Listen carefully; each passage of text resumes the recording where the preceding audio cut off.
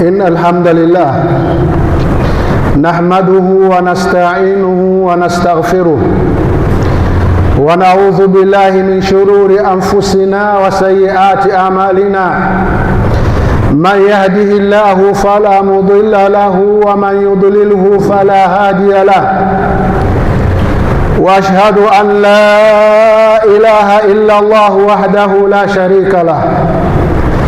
وأشهد أن محمدًا عبده ورسوله.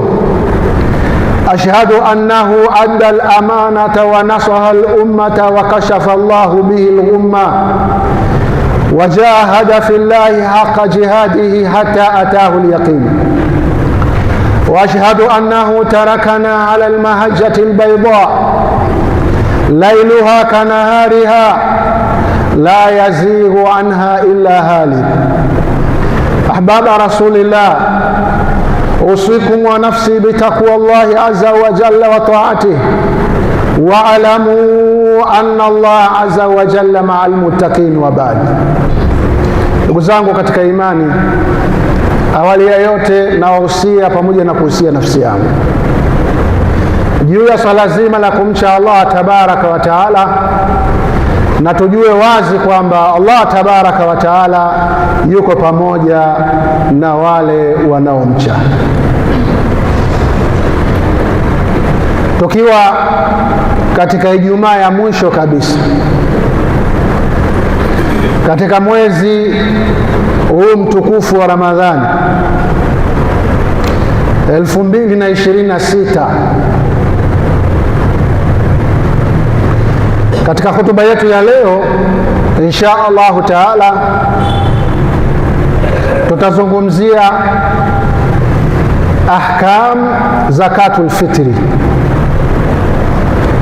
hukumu na mambo yote yanayoambatana na zakatu alfitri. Tunasema hivi kwa sababu hatutopata tena mkusanyiko wa Ijumaa nyingine katika hii Ramadhani ambayo mtu anaweza akapata nafasi ya kuwaambia Waislamu wenzake hukumu ya zakatul fitri. Ndugu zangu, masiku yanakimbia, na kukuonyesha kwamba masiku yanakimbia, Allah tabaraka wa taala aliyahesabu haya masiku ya Ramadhani akasema ayaman maadudat, ni masiku yanayohesabika, masiku machache sana, machache lakini masiku bora, machache lakini hayafanani na masiku mengine. Lakini kwa yule ambaye amechukua time akayatumia vizuri katika kipindi chote cha mchana na usiku, huyu ameitumia vizuri sana masiku haya Allah tabaraka wa taala aliyoyaita machache. Na ni machache kweli, kwa sababu leo ukiangalia unaweza ukasema sisi tumefunga wiki moja tu, lakini kwa hakika Ramadhani ndio imekwisha. Ijumaa nyingine itakuwa iko nje ya Ramadhani. Tunamwomba Allah tabaraka wa taala atuandikie malipo mema makubwa katika hizi siku ambazo tumezifunga, na atukadirie, atupe uhai na afya kuyamaliza masiku yaliyobakia. Kabla tujaingia katika maudhui al-khutba, kwa masikitiko makubwa, hili kumi la mwisho ambalo ndio limeibeba Ramadhani,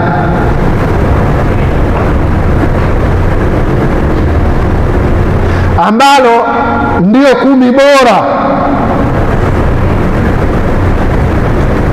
kuna watu walishatosheka na Ramadhani, kuna watu walishatosheka na tarawehe, kuna watu walishatosheka na kiamu laili.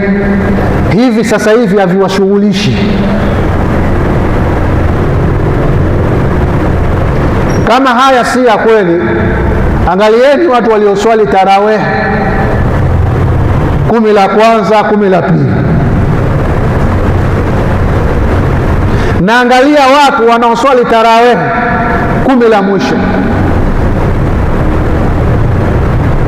watu wamegeuza kibao.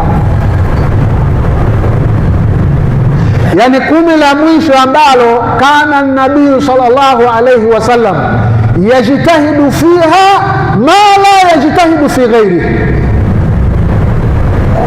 10 la mwisho ambalo Mtume sallallahu alaihi wasallam alikuwa akipigana nalo kuliko 10 mengine. Watu hawalitaki. Hasa sijui wanamfuata mtume gani watu design hii, wanafuata mafundisho ya nani? Kama wewe hulitaki 10 la mwisho ambalo Mtume sallallahu alayhi wasallam kana yuhyi layali wa yuqidhu ahla. Mtume alikuwa halali katika haya masiku 10 ya mwisho, na si yeye tu, alikuwa akiwaamsha watu wa nyumbani kwake, mke na watu wote waliomo mle ndani. Mtume sallallahu alaihi wasallam alikuwa hakubali katika hili 10 walale. Kana yashuddu biizara, alikuwa anajifunga ile shuka, anaifunga kweli kweli, kuonyesha namna gani yuko tayari kuyatumia vizuri masiku haya 10. Lakini nasema kama mwanzo, kwa masikitiko makubwa, yani kuna watu wamelewa kabisa, yani Ramadhani waisha izoea. Ndio kwa maneno mafupi. Nyinyi mnajua Lailatul Qadri inapatikana katika 10 gani? Mpaka wewe unaamua kulala. Kwa nini Mtume alikuwa halali? Kwa nini alikuwa anawaamsha watu wake nyumbani? Anautafuta usiku mmoja tu, usiku wenye cheo. Lailatul Qadr khairu min 1000 shahr, usiku wenye cheo ni bora kuliko miezi 1000.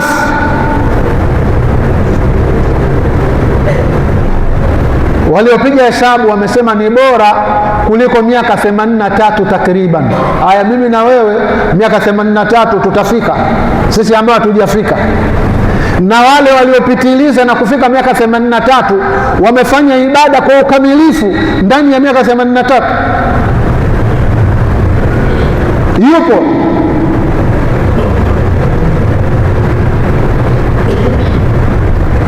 Bila shaka hakuna. Ulioghafilika, zinduka. Ramadhani hii Allah tabaraka wa taala amejalia umekutana na 10 la mwisho.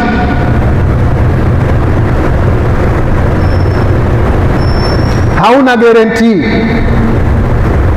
wala uhakika kama utakutana na Ramadhani ijayo, na ukikutana nayo utakuwa na afya njema na utaweza kuimaliza.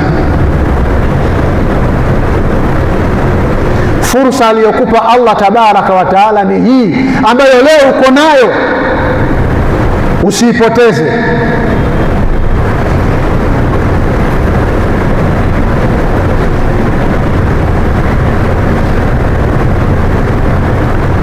Mtume sallallahu alaihi wasallam anasema,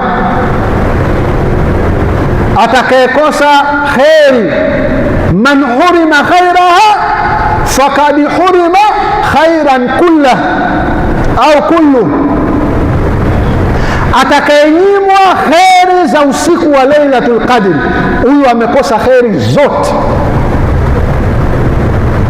zote amezikosa.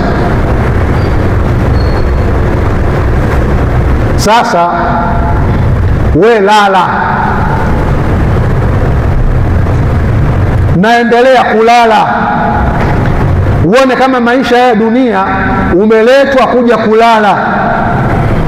Wewe utalala sana tu, wewe utatiwa sanda, utapelekwa kaburini, utalala sana tu. Wahesabu waliokuwa kaburini wako miaka mingapi mle? Na wewe kila siku inavyokwenda ndivyo unavyolikaribia kaburi lako. Utalala sana. Lakini tukumbuka kauli ya Allah tabaraka wa taala, wama khalaqtul jinna wal insa illa liyabudun, sikuwaumba majini na binadamu kazi yao kuu ni kuniabudu. Sasa wewe hata ukiacha kumwabudu Allah tabaraka wa taala, sisi binadamu idadi yetu tunakimbilia kuwa bilioni 8 duniani. Hii dunia tunayoishi, 75% ni maji, haishi binadamu. Nchi kavu ni 25%. 25% hii ya nchi kavu hii tunagawana. Kuna misitu wanaishi kina simba na kina tembo na kina nani huko. Kuna kiasilimia kidogo ambacho ndo tunaishi mimi na wewe, tunagombana tu hapa Chanika, Kariakoo, sijui nani. Lakini ukitoka hapa tu kilomita 20 tu kwenda hivi, wala hakuna anayetaka hayo mapori ya huko. Yako meupe ni mashamba ya watu tu yamekaa, wala wenyewe hawezi kulima, hawezi kufanya chochote. Yaani ujione binadamu walivyokuwa wachache katika hii ardhi. Sisi tunashindwa idadi na wanyama, tunashindwa idadi na ndege, tunashindwa idadi na wadudu. Sisi idadi yetu ni ndogo sana, ndogo mno. Sasa pamoja na hii idadi ndogo, mimi nataka nikuambie kitu. Wewe si utaki kufanya ibada na Lailatul Qadri utaki? Mwenyezi Mungu ana shida na wewe? Wewe Mwenyezi Mungu wala hana shida. Mtume sallallahu alaihi wasallam siku moja amesikia akisema, atwati samau wa hukka an tahut.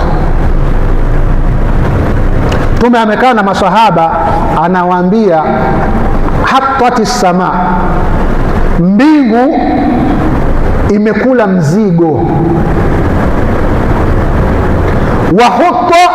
wa hukka an tahit, na ina haki ya kulalamika kwamba imekula mzigo. Hata ni kitendo kama vile gari kubwa imepakia shehena ya mzigo mzito, alafu inapita kwenye mashimo, unasikia vile inavyolalamika. Ndivyo ilivyo mbingu. Mtume anasema mbingu imekula mzigo. Mbingu hii ya kwanza, hii mbingu ya dunia hii ni kubwa kuliko ardhi, kwa sababu hiyo mbingu ni kama umbrella ya hii ardhi, ni kama mwamvuli. Yaani mbingu ni kama imeifunika hii dunia, na mbingu inayofuata ni kubwa kuliko ile, mpaka mbingu 7. Mtume sallallahu alaihi wasallam anasema katika hizo mbingu hakuna sehemu ya upenyo wa vidole 4 isipokuwa kuna malaika anafanya ibada. Yaani hakuna nafasi ya kuweka hivi upenyo huu kwenye mbingu isipokuwa kuna malaika anafanya nini? Anafanya ibada. Sasa mbingu ya kwanza wamejaa, kubwa kuliko dunia. Mbingu ya pili wamejaa, kubwa kuliko hiyo ya kwanza. Mbingu ya tatu wamejaa, kubwa kuliko hiyo, mpaka mbingu 7 ambazo zote zimejaa malaika. Wote hao wanamwabudu Allah tabaraka wa taala. Sasa wewe lala tu. Kuna walioumbwa toka walivyoumbwa wamesimama tu kama unavyosimama wewe kwenye swala. Kuna walioumbwa wamerukuu tu kama unavyorukuu wewe kwenye swala. Kuna walioumbwa wamesujudu tu kama unavyosujudu wewe kwenye swala. Sasa wewe nani? Wewe hata ukiacha shauri yako, Ukiacha ni hasara ya nafsi yako. Kwa ndugu zangu, tuamke, tuitafute akhera. Leo tupo, kesho hatupo. Misikiti iko wazi kwa ajili watu wanaotaka kufanya ibada, maimamu wapo, maji yapo, umeme upo. Kilichobaki ni utayari wako tu.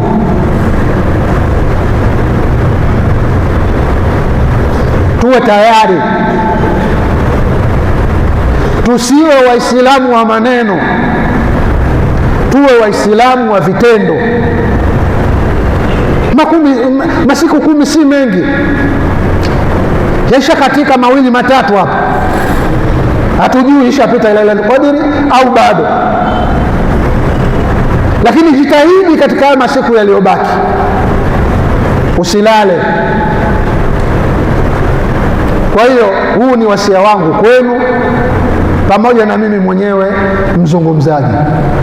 aqulu wa antum tasma'un wastaghfirullaha li wa lakum fastaghfiruhu innahu huwal ghafurur rahim wa huwal barrul karim.